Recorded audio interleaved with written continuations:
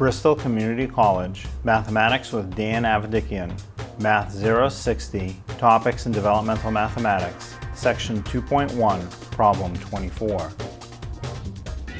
This is Section 2.1, Problem 24. It says, convert the mixed number 4 9/16 to an improper fraction. So in other words, we want to write it with a fraction that has a larger numerator than denominator, or a bigger top than bottom. So to make that conversion, what we do is we start with the denominator and multiply it times the whole number in front of the fraction. So coming up from the bottom to the top, we will multiply. 4 times 16 is 64. I'll leave it right. Oops.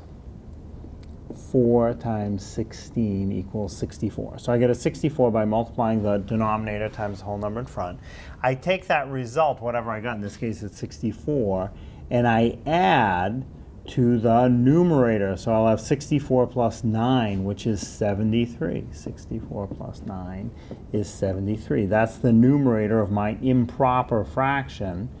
And the denominator stays the same. It was 16 in its mixed number form. It will remain 16 as it's in its improper fraction form. So 4 9/16 is equivalent to 73 over 16.